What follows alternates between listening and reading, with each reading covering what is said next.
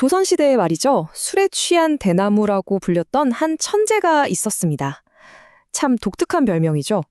이 사람의 삶은요, 정말 눈부신 재능하고 또 거친 정치의 소용돌이가 막 뒤섞여서 만들어진 한 편의 드라마 같았거든요. 자, 오늘 바로 그 이야기 속으로 한번 들어가 보겠습니다.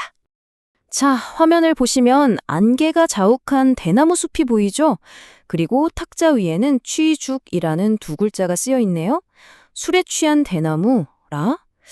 아니, 도대체 어떤 사람이길래 이런 호를 썼을까요? 이 별명 안에 그의 인생을 관통하는 아주 중요한 이야기가 숨어 있습니다. 네, 이 이야기의 주인공은 바로 강국성이라는 인물입니다. 1526년에 태어나서 1576년에 세상을 떠난 조선 중기의 문신이자 학자였죠. 이 사람의 삶을 한마디로 요약하면요. 타고난 천재성과 냉혹한 정치가 부딪혔을 때 어떤 비극이 생기는지 그걸 정말 적나라하게 보여준다고 할 수 있어요. 일단 집안부터가 대단했어요. 우회전까지 지낸 강희맹의 헌손, 그러니까 고손자였거든요. 그야말로 당대 최고의 엘리트 가문 출신이었던 거죠.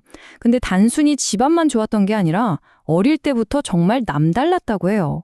기록을 보면 하루에 수천 개의 단어를 외울 정도였다고 하니까 이건 뭐 그냥 똑똑한 수준이 아니라 말 그대로 신동이었던 겁니다. 그의 천재성은 과거 시험에서 그야말로 폭발합니다. 보세요. 만 20살에 1차 시험에 떡하니 합격하고요.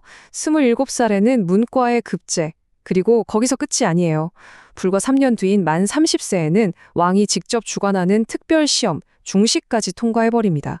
이러면서 그냥 뭐 조선 최고의 인재로 완전히 자리매김하게 되는 거죠. 이 속도 정말 놀랍지 않나요?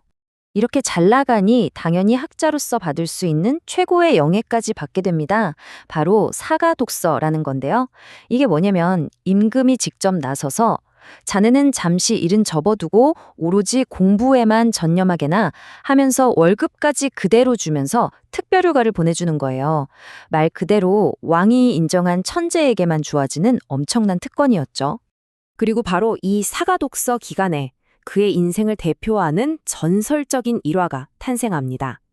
자, 상상해보세요. 어느 날 명종임금이 내려준 술을 마시고 아주 건화하게 취해 있었어요. 그런데 해가 막 지려고 할 때쯤 갑자기 내관이 들이닥친 겁니다. 어명이래요. 밤이 되기 전까지 시를 지어 올리라는 거죠. 그것도 아주 어려운 주제로요. 다들 이걸 어쩌나 당황했는데 술에 취한 강극성이 붓을 딱 들더니 정말 막힘없이 시를 써 내려가는 겁니다. 그리고 그 결과물은요, 조정을 발칵 뒤집어 놓을 만큼 완벽했습니다. 결과는요? 정말 대단했죠. 이 천재성에 감탄한 명종 임금이 이야, 대단하다 하면서 아주 좋은 말 한 필을 선물로 내려줍니다. 술에 취해서 쓴 시 한 편으로 임금의 총애를 한 몸에 받게 된 바로 이 순간. 여기가 바로 강극성 인생의 가장 빛나는 그야말로 최정점이었습니다.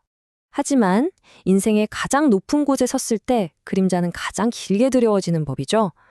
당시 조선의 정치는 정말 한 치 앞을 내다볼 수 없는 경량 그 자체였거든요.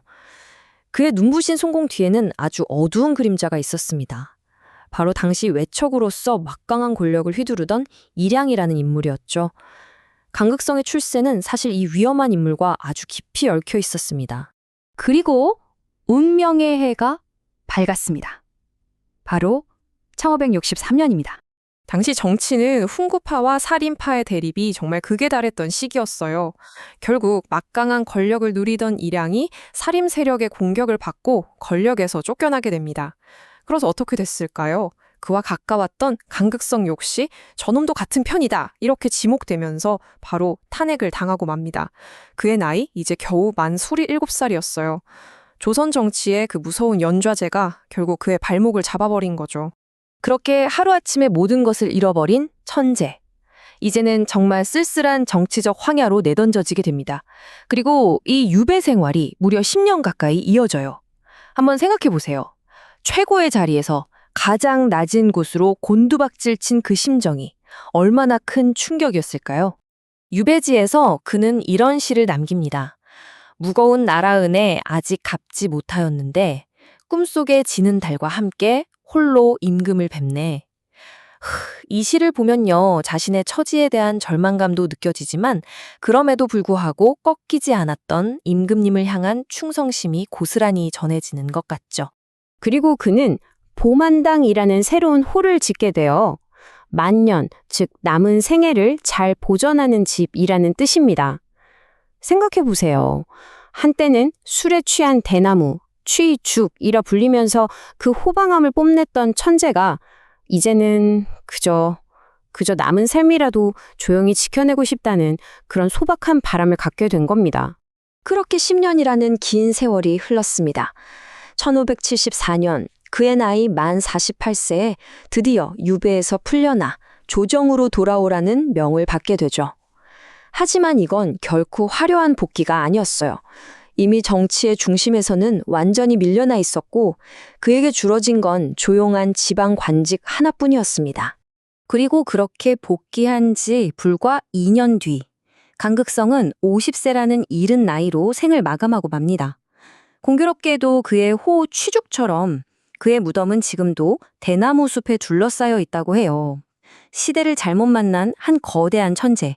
그의 잠재력은 결국 거친 정치의 폭풍우 속에서 제대로 피어보지도 못하고 그렇게 지고 만 겁니다. 자, 여기서 마지막 질문을 한번 던져봅니다. 여러분은 어떻게 생각하시나요? 강극성은 권력에 줄을 대려 했던 정치적 기회주의자였을까요? 아니면 그저 자신의 엄청난 재능을 펼치려 했을 뿐인데 시대의 소용돌이에 휘말려 버린 비운의 천재였을까요? 그의 삶은 오늘날 우리에게도 참 많은 것을 생각하게 만드는 것 같습니다.